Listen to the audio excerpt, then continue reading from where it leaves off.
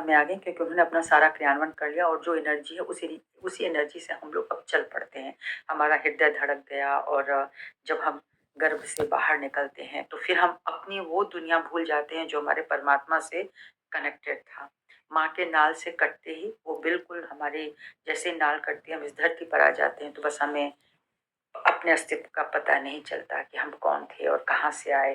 तो हमें फिर नए जीवन को बताया जाता है कि तुम्हारा ये नाम है, ये तुम्हारे माता पिता या ये तुम्हारे परिवारजन हैं, धर्म है, संस्कृति है। ये सारा कुछ तो पढ़ाया जाता है ना, बताया जाता है। हम कहाँ से आए, अभी हमारी जो जर्नी शुरू हुई उसके पहले हम कहाँ थे, ये सब इंसान नहीं सोचता है जल्दी। तो माँ कुंडलिनी भी इंतजार करती है। माँ कुंडलिनी हमारे भीतर एकदम से एक सीसीटीवी की बात है, उनको सब पता है, सब कुछ रिकॉर्डेड है, लेकिन वो स्वयं नहीं बोलेंगे। तो जब मनुष्य खोजते खोजते इस जीवन में सत्य को ढूंढने आता है, सत्य को ढूंढते ढूंढते या तो कहीं गलत रास्ते चला जाता है या फिर वो सही रास्ते पर ही आ जाता है। जब वो आ जाता है तो तब स्वयं से प्रश्न करता है कि मैं कौन हूँ आखिर में। और ये तभी होता है जब दर्द मिलता है, जब लोगों से, परिवार से, अपने आत्मीजनों से दर्द मिलना शुरू होता है, तब मनुष्य सोचता है कि फिर मैं कौन हूँ, मेरे साथ ऐसा क्यों है। कि उस क्यों से काफी चीजें अंदर उथल पुथल मच जाती है। तो हमारे नाभि चक्र के चारों जो भव सागर है उसमें उथल पुथल आ जाती है। तो बहुत सारे लोग गुरुजनों के पास चले जाते हैं अपने प्रश्नों को लेकर के। और ऐसे ऐसे साधक होते हैं जो ये सोचते हैं कि कहाँ जाऊं मैं, मुझे कुछ समझ में नहीं आ रहा है। तो एक चीज उसके भीतर डाली जाती है, तुम्हें वास्तव में चाहिए क्या। तो कई बार लोग केवल अपने शरीर की कामना करते हैं, धन की कामना करते हैं या सत्ता की ही कामना करते हैं। लेकिन कुछ लोग ऐसे होते हैं जो केवल सत्य को ढूंढना चाहते हैं कि मैं कौन हूँ, कहाँ से आया, कहाँ जाना है। ये जो चीज है, जो इतना छुपा हुआ रहस्य है, वह जानने के लिए जो लोग आगे बढ़ जाते हैं उनको भगवती भी स्वयं प्रदान करती हैं। वह गुरु तत्व ऐसे लोगों को देती हैं और स्वयं भी अवतरित होकर के माँ आदिशक्ति बार बार आती हैं और सबको इस कलयुग में वह महामाया का इस स्वरूप में आई हैं कि वो लोगों के पास बैठ बैठ करके बता सकें कि ये कुंडलिनी का जागरण है, इसका ये महत्व है और उनकी वो शक्ति है जिसके कटाक्ष से और उनके हाथों की चालना से कुंडलिनी माँ उठ जाती हैं। इसके बहुत सारे उदाहरण, बहुत सारे चित्र हैं, तो इसमें कोई शंका की बात नहीं है। कुंडलिनी माँ है और वो उठती भी है। वह साधक की उठ जाती है, उठाने वाला एक गुरु होना चाहिए और वो प्रचीति भी होनी चाहिए कि मेरी कुंडलिनी का जागरण हो गया है। तो जब कुंडलिनी का जागरण हो जाता है तो ऐसा मनुष्य बहुत जल्दी संभल जाता है। उसके ऊपर तमाम आक्रमण आएंगे, लेकिन अगर वह ध्यान कर रहा है, उसको पता है कि यह कुंडलिनी माँ मुझे ऊपर यहाँ सहस्त्रार पे बिठाना है। अगर वो जरा सा भी हटा, ये उसकी चित्त चेतना हटी, कुंडलिनी माँ नीचे, वो उसने पुनः उठा लेना है। तो इस तरह से एक बहुत ही मतलब हम लोग का एक कवच बन जाता है जिसे कोई संभाल रहा होता है। तो वह कुंडलिनी माँ के जो कहते हैं ना, वो 7 ऐसे हमारे औराज होते हैं आत्मा पर।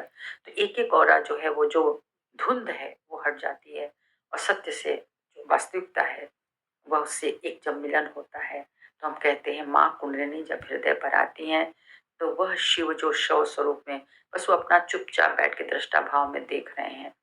तो माँ शक्ति जब उनसे मिल जाती है तो वहाँ एक योग घटित होता है, एक प्रस्फुरण होता है। अपने हृदय में ऐसा स्मरण होता है जिसमें बहुत ही आनंद है, जैसा लगा संतुष्टि है, मुझे क्या मिल गया। बाहर से कुछ भी नहीं दिखता ना।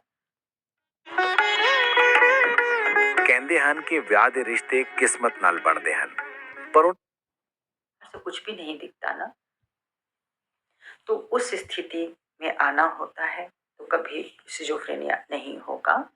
और अगर कभी किसी वजह से भूतकालीन अवस्था से हुआ तो भूत बाधाएं दूर हो जाती हैं और श्री माता जी की अनंत कृपा से यह काम हुआ है। और बहुत सारे लोगों की ऐसी बाधाएं थी जो रोते गाते रहते थे।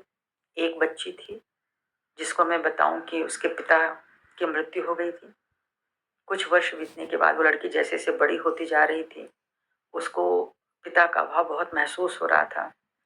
धीरे धीरे उसकी मानसिक स्थिति बदल गई, वो अपने में गुमसुम रहने लगी, वो क्या कर रही है, कैसे कर रही है।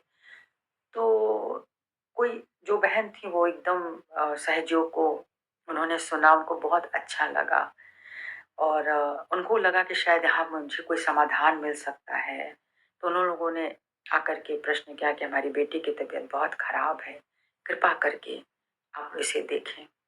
कुछ लोगों के साथ वहाँ पे गए तो वास्तव में वो तो अजीब गुमसुम लड़की, वो क्या सोच रही है, कब क्या कर रही है।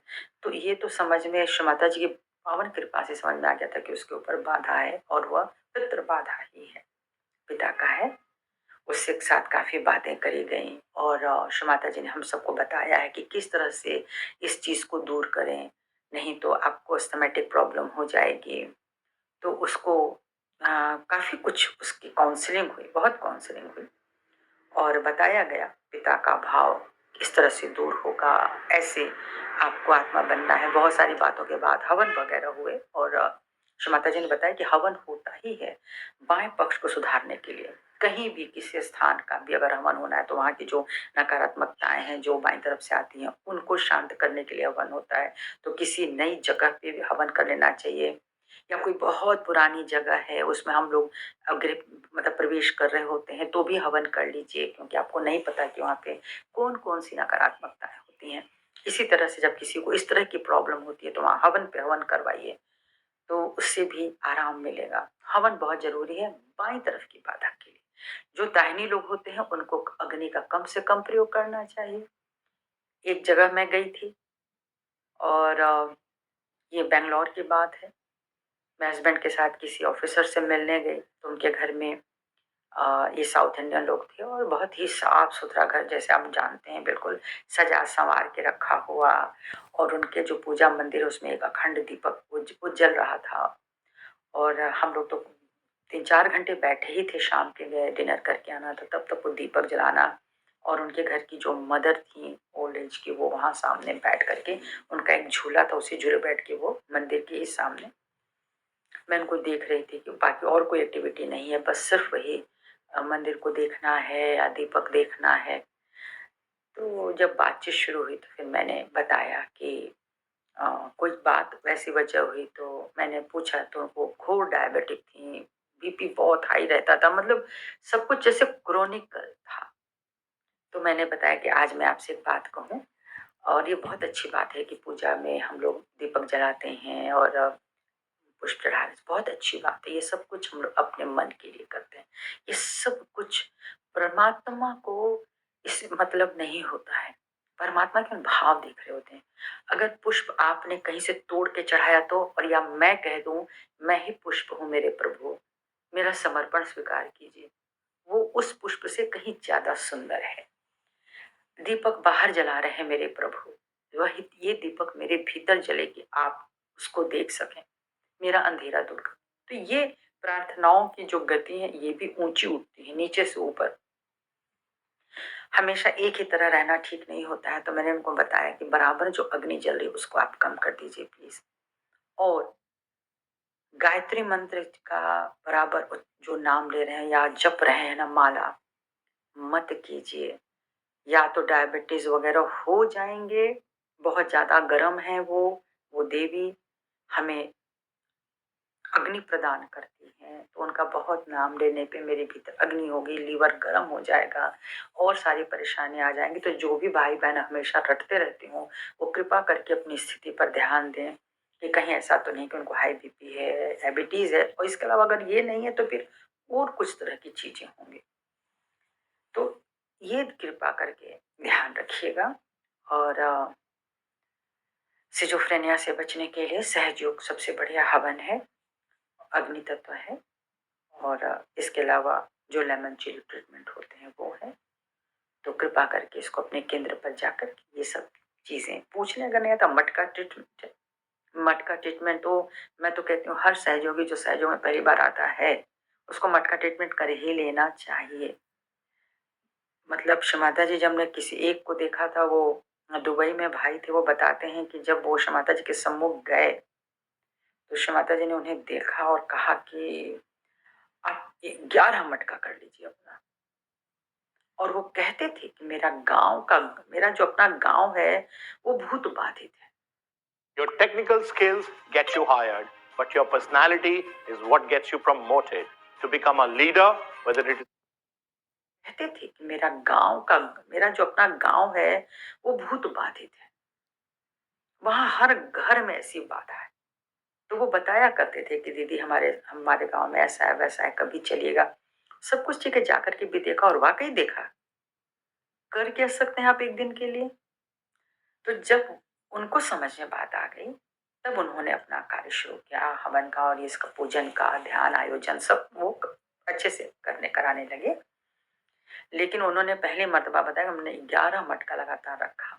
तो कृपा करके इस पर ध्यान दीजिए, ट्रीटमेंट पर भी ध्यान दीजिए और अपने ध्यान पर ध्यान दीजिए। ठीक है, निर्विचारिता नहीं आती, निर्विचारिता आनी चाहिए।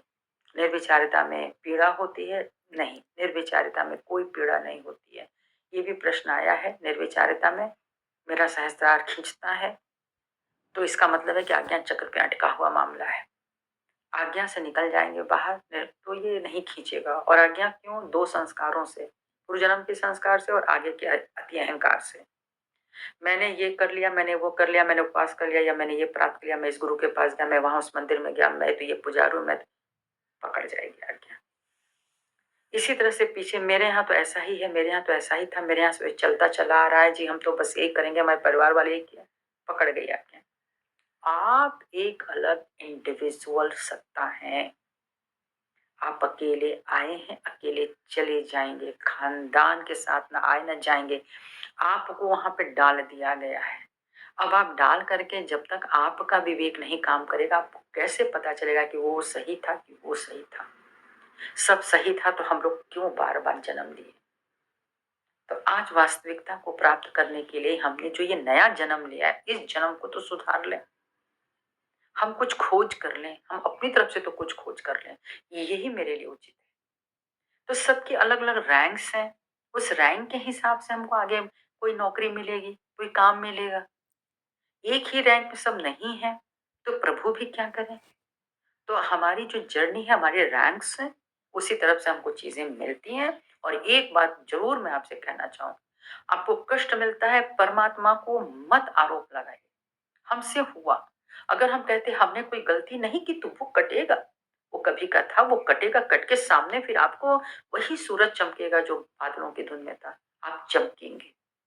लेकिन अपने ऊपर विश्वास रखिए। कष्ट उन्हीं को मिलता है जिनकी परीक्षा ली जाती है। और जो पापी होते हैं ना, वाकई पहले उनके कहा जाता है कि आप जैसे मानिए रावण को ही मान लीजिए, रावण से पहले न जाने कितने लोग तो मार ही दिए गए ना, वो अंत में मारा गया।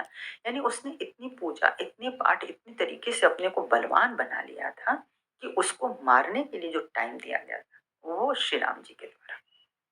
इसी तरह से सबके मारने का, जो लोग गलत लोग हैं, उनका एक टाइम है।